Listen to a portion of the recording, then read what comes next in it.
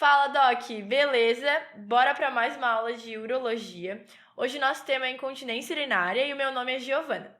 Assunto da aula de hoje: a gente vai conversar sobre definição, fatores de risco, avaliação inicial, avaliação especializada e tratamento da incontinência urinária. A gente vai aprender a como classificar a incontinência urinária dentre os seus principais tipos, que seriam incontinência urinária de esforço, de urgência, mista e por hiperfluxo. E vamos entender também os principais exames complementares que devem ser solicitados na incontinência urinária. Questãozinha clássica de início de aula, pausem e tentem responder sozinhos. Sobre a incontinência urinária, assinale a correta. Letra A. É uma consequência do envelhecimento normal. Letra B. O risco não é maior em pacientes obesas. Letra C. Alterações hormonais não estão relacionadas com a incontinência urinária. E letra D, o parto normal apresenta um risco maior de incontinência urinária do que a cesariana. O que você marcaria, Doc? Bom, então vamos definir o que é incontinência urinária, né? Como o próprio nome já diz, seria uma liberação involuntária de urina, quando a pessoa não está com vontade de fazer xixi ou não está com controle ali, querendo fazer xixi e acaba liberando urina. E os principais fatores de risco que a gente tem que destacar para a incontinência urinária é disparado o sexo feminino, idade, né? Então, pacientes mais idosas, obesidade e gestação, principalmente por um aumento ali da pressão intraabdominal, parto vaginal, menopausa, esterectomia, tabagismo e pressão abdominal aumentada. Então, aqui nessa imagem, né, teremos aqui uma bexiga que normalmente deve aguentar um aumento de pressão, né, principalmente pela ação do esfíncter. E no caso da incontinência urinária, esse esfíncter ele não aguenta e a gente acaba liberando urina de maneira involuntária. A gente pode classificar a incontinência urinária em dois tipos, sendo esses transitória, que seria depois que a mulher acabou de ter um parto, ou se essa mulher ou esse homem, né, está tendo uma infecção do trato urinário. E geralmente são incontinências que duram um determinado tempo e se resolvem espontaneamente. Mas também pode ser que exista incontinência urinária crônica, que aí existem diversas causas que a gente vai conversar um pouquinho, e ela pode ser persistente e também pode ser progressiva, então piora ao longo do tempo. E a gente divide a incontinência urinária em alguns grupos, que seria a de esforço, a de urgência, a mista, a gente vai conversar bem sobre essas três, a neurogênica, que como o nome já diz, né, seria por alguma causa neurológica, e a por hiperfluxo, que a gente também vai destrinchar melhor nessa aula. Mas o que é importante que o médico generalista saiba, né? Ele saiba fazer uma avaliação inicial. Quando chega um paciente com queixa, né, de incontinência urinária, a gente tem que conseguir identificar qual que é o grupo da incontinência. A gente pode aplicar esse score, que seria o score de sintomas gerais e urinários, né? Seria um score para incontinência urinária mesmo, para classificar a gravidade desse quadro. Se esse paciente tem vontade de tratar, né? Se isso é algo que está impactando na vida dele, porque se não está impactando, não tem muito por que abordar esse tema. E a gente sempre precisa afastar a infecção urinária, porque a gente acabou de ver que pode ser uma incontinência urinária transitória por conta da infecção. Então, lembrar de solicitar uma urocultura e um parcial de urina para esse paciente que chegou com queixa de incontinência urinária antes de determinar outra causa qualquer. E a avaliação especializada, ou seja, a avaliação do urologista, né? Vai ser necessária quando a gente tem falha nesse tratamento conservador, que vai ser instituído pelo médico generalista, quando o paciente precisa fazer uma avaliação pré-cirúrgica e quando ele tem sintomatologia mais mista. Então, a gente vai abordar, né, exames de imagem do trato urinário, urodinâmica e cisto-uretroscopia, que seria com a câmera, né, através de uma câmera, visualizar aquela região ali da uretra, da bexiga, para ver se tem alguma coisa de errado. E a urodinâmica é um exame que a gente vai entender melhor como é que funciona. Então, a urodinâmica é um exame que literalmente serve para ver como é que funciona a dinâmica urinária desse paciente, para ver como é que ele está urinando. E a parte mais importante, né, da urodinâmica seria a urofluxometria, que também é a parte mais cobrada nas provas de residência. O que a gente precisa saber é que nessa parte da urofluxometria se insere um catéter, né, ou na vagina, no caso das mulheres, ou no reto, para avaliar a pressão abdominal que esse paciente está tendo. E também se coloca um catéter vesical para avaliar a pressão vesical. E aí se enche a bexiga com soro, né, com solução salina, E também pode-se solicitar que o paciente faça ali manobras de valsalva para principalmente simular como se fosse um esforço e um aumento da pressão intraabdominal. E aí vai ser avaliada nesse exame as pressões de cada parte e as contrações do músculo detrusor, né? E aí a gente consegue classificar o tipo de incontinência urinária e avaliar o que está acontecendo, qual que é o distúrbio aqui. Então esse é um dos principais exames na incontinência urinária e a gente precisa saber mais ou menos como é que ele é montado. E o tratamento que deve ser instituído, né, pelo médico generalista seria o manejo inicial, principalmente orientando esse paciente a intervir no estilo de vida dele. Então, para pacientes, por exemplo, obesos, orientar a diminuição de peso, isso pode resolver muito a incontinência urinária. Fazer um treinamento da musculatura vesical, então urinar mais vezes ao longo do dia, né, para conseguir controlar melhor ali o ato de fazer xixi. Fazer fisioterapia para fortalecimento do assoalho pélvico, para fortalecer ali os esfíncteres principalmente. E também a gente pode associar medicamentos para incontinência, que a gente vai conversar um pouquinho melhor daqui a pouco. Então, em resumo, o médico generalista vai realizar o tratamento mais conservador, estimulando esse paciente a mudar de vida, a treinar melhor a sua bexiga, fazer fisioterapia pélvica, nada muito intervencionista por enquanto. E o manejo especializado, então, seria aquele realizado pelo urologista, né? Seria mais indicado quando a gente tem falha no tratamento inicial. Então, primeiro, sempre tenta o tratamento conservador, se não encaminha, né, para o médico especializado, que vai fazer um tratamento mais especializado. Então, quando o paciente também tem condições que necessitam obrigatoriamente de algum tratamento cirúrgico ou algo do tipo, não tem como ficar aplicando o manejo conservador, né? E esse tratamento mais específico vai ser feito com cirurgias, neuromodulação e até mesmo a instalação de próteses, como a gente pode ver aqui nesse exemplo, né? E agora, então, vamos definir, vamos explicar bem certinho os tipos de incontinência urinária. Isso cai bastante em prova de residência, então é bom que a gente saiba diferenciar e definir bem cada tipo.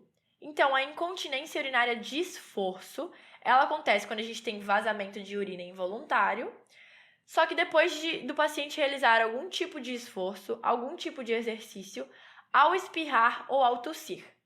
E a gente tem duas causas principais para a incontinência urinária de esforço. Ou por uma hipermobilidade do colo vesical, ou por algum tipo de deficiência intrínseca do esfíncter urinário. Em homens, a incontinência urinária de esforço está principalmente relacionada com a realização de cirurgias ou algum tipo de trauma que modifica ali o colo vesical e o esfíncter.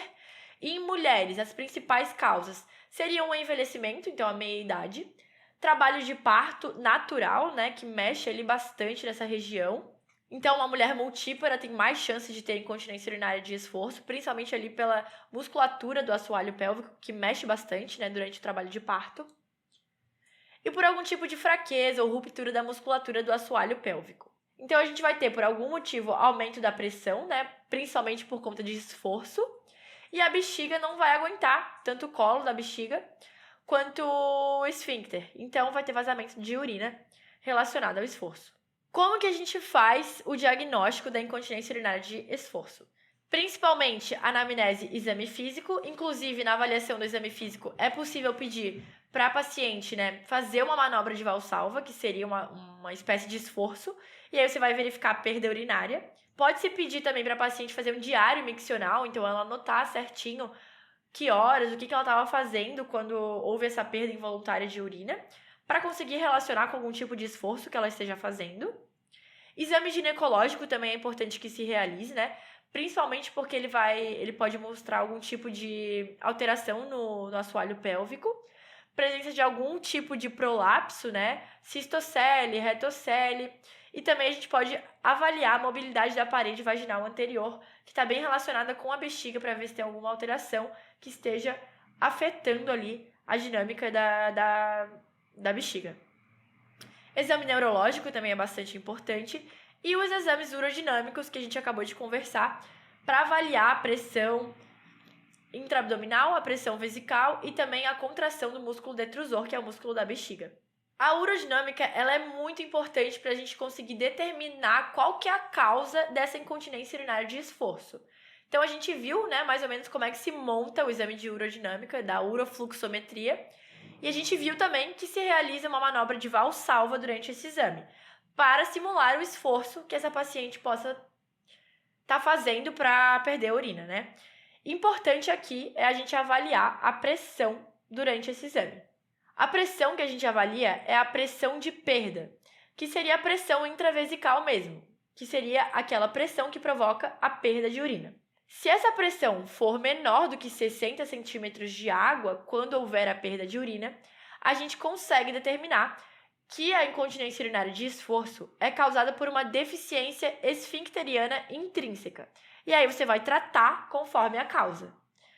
Agora, se essa pressão estava maior do que 90 centímetros de água quando ocorreu essa perda urinária, a gente pode dizer que é por uma hipermobilidade do colo vesical. E quando o valor está entre essa faixa de 60 a 90, fica mais difícil, né, fazer esse diagnóstico certeiro. E lembrando que essas são as duas causas possíveis de incontinência urinária de esforço.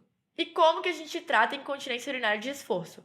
Lembrando daquela avaliação inicial, do manejo inicial, que vai consistir principalmente em perder peso, reduzir a quantidade de cafeína e fazer um treinamento da musculatura, principalmente pela fisioterapia pélvica. E o tratamento mais especializado vai consistir em estimulação elétrica para conseguir regular melhor aqui a musculatura pélvica, dispositivos vaginais, implantes uretrais, dependendo da causa dessa incontinência urinária de esforço. Pode ser que tenha que se realizar cirurgias, principalmente para fornecer suporte para esse segmento vésico-uretral, ou para a uretra média, né? Principalmente quando a gente tiver uma hipermobilidade do colo vesical. E injeção local de agentes de volume para uma fraqueza esfincteriana. O tratamento vai depender da causa e do desejo do paciente. Outro tipo de incontinência urinária é a incontinência urinária de urgência, que seria a perda involuntária de urina, acompanhada ou imediatamente precedida por uma urgência muito grande de urinar. Essa é a definição. A principal causa da incontinência de urgência é a hiperatividade do músculo detrusor. O músculo detrusor é o músculo que define a bexiga, na verdade. Então, a gente vai ter na hiperatividade do detrusor a presença de contrações não inibidas do detrusor na urodinâmica. Então, de novo, a importância do exame da urodinâmica. Então, como a gente pode ver aqui nessa imagem, uma bexiga normal, né, que tem uma contração do músculo detrusor quando a bexiga está cheia só, e na bexiga hiperativa, o músculo detrusor ele vai contrair de maneira aleatória, liberando urina numa situação que o paciente não está querendo liberar essa urina, então vai ser involuntário. Um conceito que a gente tem que entender dentro da incontinência urinária de urgência é o de bexiga hiperativa, que não é exatamente a mesma coisa que incontinência de urgência, tá? A bexiga hiperativa ela é definida clinicamente quando a gente tem sintomas de urgência, polaciúria e noctúria, mas pode ou não haver incontinência. Então, não necessariamente é uma incontinência urinária de urgência, tá? A bexiga hiperativa ela tem uma definição um pouco mais independente da incontinência urinária. Mas, claro, se tiver incontinência, a bexiga hiperativa faz parte das causas da incontinência urinária de urgência. As principais causas da bexiga hiperativa são traumas neurogênicos, então que afeta ali o sistema neurológico, né, de controle da micção, obstrução, inflamação, diabetes mellitus, hiperplasia prostática benigna e atrogenia. O diagnóstico de bexiga hiperativa é feito principalmente por anamnese e exame físico, e a característica clássica vai ser uma urgência súbita, de vontade de urinar, né? Com perda incontrolada de urina, não associada a alguma atividade física, porque senão seria de esforço, e vazamento de urina antes de chegar ao sanitário. Então aqui seria a definição certinha de incontinência urinária de urgência com uma bexiga hiperativa. O tratamento de primeira linha, então, para incontinência urinária de urgência é aquilo que a gente conversou, um tratamento mais conservador, com mudança de estilo de vida e treinamento vesical, tanto com fisioterapia pélvica, quanto treinamento de horário mesmo, treinar a bexiga para urinar em determinados horários. E o tratamento de segunda linha, aí envolve as medicações mesmo. E o principal remédio utilizado seriam os anticolinérgicos, porque principalmente eles vão impedir, né, anticolinérgicos impedem a acetilcolina, vão impedir a contração da bexiga, a contração involuntária daquela bexiga que está desregulada e hiperativa. O problema desses remédios, né, é que eles têm muitos efeitos colaterais, porque imagina bloquear a acetilcolina do corpo, e então a gente tem um índice de abandono muito grande do tratamento. Outras alternativas possíveis são o uso de toxina botulínica, que também, né, faz o relaxamento do músculo detrusor, e eletroestimulação. Então, algumas recomendações para controlar a bexiga hiperativa de maneira mais conservadora, né? Então, aqui, ó, evitar cafeína, álcool, refrigerantes, manter um peso saudável, controlar doenças crônicas como, por exemplo, a diabetes, definir horários para urinar para treinar a bexiga, ingerir líquidos na quantidade recomendada e evitar alimentos picantes ou ácidos, entre outros. Então, aí são as medidas iniciais, conservadoras, para tratamento da incontinência urinária de urgência. Outro tipo de incontinência urinária é a mista, e aí seria uma junção da incontinência urinária de esforço com a de urgência. Então, nós vamos ter vazamento de urina involuntário, associado à urgência e também ao exercício, ao esforço, ao espirrar e ao tossir. Aí o diagnóstico aqui é um pouco mais exigente, a gente não pode só se basear na anamnese e exame físico.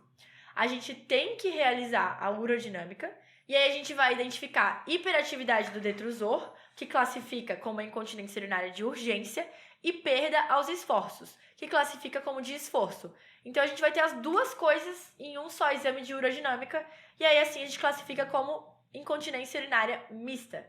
O tratamento aqui é um pouco diferente. Você vai conversar com o paciente e vai abordar primeiro no tratamento o que incomoda mais. Se é aquela perda urinária por causa do esforço ou se é a sensação de urgência, né? E se ambos forem igualmente importantes, a gente trata primeiro a questão da urgência. Novamente, a terapia comportamental com esses fatores que a gente já conversou. E podemos utilizar os anticolinérgicos, lembrando que tem altos índices de abandono por conta dos efeitos colaterais. E às vezes, em casos mais refratários, é preciso realizar cirurgia para o componente de esforço dessa incontinência urinária. E existe um outro tipo de incontinência urinária, que seria a incontinência urinária por hiperfluxo. E a definição dessa incontinência é a perda involuntária de urina associada a uma hiperdistensão da bexiga. Então, basicamente, por algum motivo, a bexiga fica hiperdistendida e aí é quase que um reflexo, ela contrai para esvaziar e assim a gente tem uma perda involuntária de urina. Duas causas principais para essa incontinência urinária de hiperfluxo. A primeira é a retenção urinária, claro, por conta da retenção urinária a bexiga hiperestende e aí nesse reflexo ela contrai e esvazia. E contrações vesicais inadequadas, que seria quando a bexiga não consegue contrair direito e você foi ao banheiro, mas ela não esvaziou completamente. Isso vai acabar resultando depois em um enchimento exagerado da bexiga e então com essas contrações reflexas e liberação de urina de maneira involuntária. Principais causas para acontecer essa incontinência urinária de hiperfluxo: contratilidade diminuída do detrusor por medicamentos, que vai favorecer o enchimento da bexiga. Lesões neurológicas, que também vai favorecer essa contração vesical inadequada, né? Então o esvaziamento inadequado da bexiga. Ou hiperdistensão de longa duração, aquele xixi que está sendo segurado por muito tempo, uma hora vai acabar gerando um reflexo e a liberação de urina de maneira involuntária. E esses fatores, então, acabam gerando o esvaziamento vesical deficiente, que resulta na incontinência urinária por hiperfluxo. E esse hiperfluxo, então, ele é detectado pela mensuração do volume de urina residual depois de se urinar, depois da micção. Pode ser por ultrassom ou por cateterismo uretral. E a gente diagnostica isso quando a gente tem volumes residuais maiores ou iguais a 200 ml. E isso indica a presença de hiperfluxo. Importante aqui também realizar a urodinâmica e o exame de cisto-uretroscopia, para a gente conseguir visualizar, literalmente, com uma sonda e uma câmera, né, o que está acontecendo com essa bexiga. Isso vai determinar a causa e fazer o diagnóstico diferencial da bexiga, da incontinência urinária por hiperfluxo. O tratamento consiste em abordar as causas reversíveis, então o que está causando esse hiperfluxo da bexiga, ajustar a quantidade de líquidos ingeridos para não sobrecarregar, né, a bexiga. No caso do sexo masculino, está muito relacionado com a hiperplasia prostática benigna, então a gente pode utilizar antagonistas alfa-adrenérgicos, lembrando que os antagonistas alfa-adrenérgicos são o que relaxam bastante a uretra prostática ali, né, favorecendo o fluxo urinário, ou os inibidores de alfa-5-redutase, que são que diminuem o crescimento da próstata. Pode ser que tenha que se realizar intervenção cirúrgica e também é possível realizar uma descompressão com sonda vesical para evitar esse hiperfluxo na bexiga e, consequentemente, a incontinência. Bora responder a questão do início juntos, então? A incontinência urinária é uma consequência do envelhecimento normal? Não, né? Não é todo idoso que vai ter incontinência urinária, não é uma condição própria do envelhecimento, seria uma patologia. O risco da infecção urinária de esforço não é maior em pacientes obesas? Claro que é maior por conta do aumento da pressão intraabdominal. Alterações hormonais não estão relacionadas com a incontinência urinária? Sim, a gente viu, por exemplo, a diabetes mellitus estando relacionada com a incontinência urinária de urgência, né? Então aqui a gente não pode marcar isso aqui. E D, o parto normal apresenta um risco maior de incontinência urinária do que a cesariana. Sim, a gente viu que pacientes multíparas têm maior risco de desenvolver incontinência urinária, principalmente de esforço, por conta ali da sobrecarga da musculatura pélvica. Bora revisar uns flashcards, então? Qual incontinência está relacionada ao espirro ou à tosse? É a de esforço. Qual incontinência está relacionada a uma sensação de urgência urinária? É a de urgência. Qual incontinência está relacionada a uma sensação de urgência urinária e ao exercício ao mesmo tempo? Daí a incontinência mista. Uma mulher de 35 anos está com queixa de incontinência. Qual que é o melhor exame para investigação? Sem falta, a gente tem que lembrar do estudo urodinâmico, que vai avaliar tanto o esforço quanto a contratilidade do detrusor e vai nos ajudar a identificar a causa dessa incontinência. Uma perda urinária, quando a pressão abdominal atinge 110 centímetros de água durante a urofluxometria ou cistometria, sugere o quê? Sugere uma incontinência urinária de esforço por hipermobilidade do colo vesical. Lembrando que quando a pressão é maior do que 90, a gente classifica como isso. E quando a pressão é menor do que 60, aí a gente classifica como uma insuficiência ali do esfíncter. Como que esse assunto caiu na prova de residência, então? Vamos tentar resolver juntos. Mulher, 32 anos de idade, teve um parto vaginal há 4 meses e ela refere que ela tem uma incontinência urinária de esforço desde a gestação que está piorando agora no puerpério. E ela refere que essa perda acontece ao tossir, ao espirrar e ao carregar o bebê no colo. Tá, então ela tem uma incontinência urinária de esforço, provavelmente é transitória, né, porque ela acabou de ter um parto. E ele pergunta qual que é a conduta mais adequada. Claro que antes de intervir nessa paciente, você vai tentar a conduta conservadora.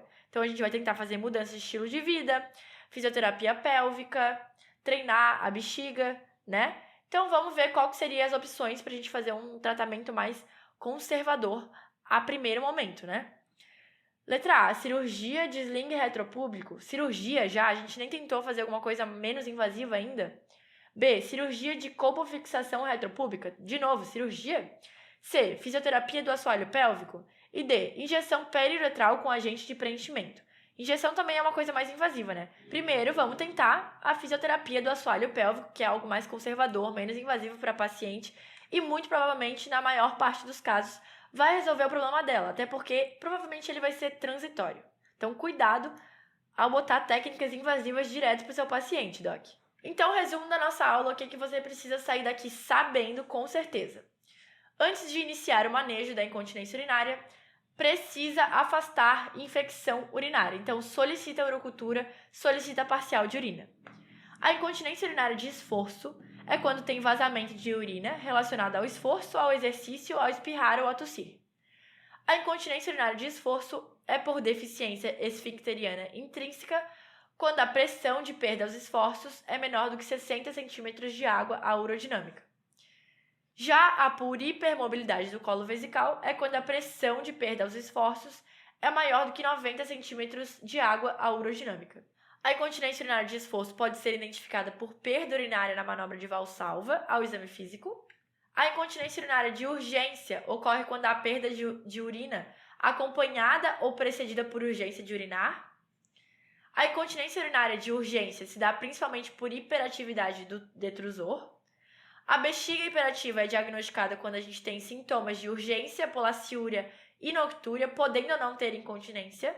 A incontinência urinária mista se dá pela junção da incontinência de esforço e da de urgência. A incontinência urinária por hiperfluxo se dá por hiperdistensão da bexiga. Volumes residuais maiores ou iguais a 200 ml na urodinâmica indicam hiperfluxo. O tratamento da incontinência urinária deve ser inicialmente manejado conservadoramente, com mudanças comportamentais e fisioterapia. Em homens com HPB, a incontinência urinária de hiperfluxo pode ser tratada por antagonistas alfa-adrenérgicos inibidores da 5-alfa-redutase. Anticolinérgicos são a primeira linha para a incontinência urinária de urgência. E a intervenção cirúrgica é recomendada para casos recidivantes de incontinência urinária. Essas são as referências da nossa aula. Obrigada pela atenção e até a próxima!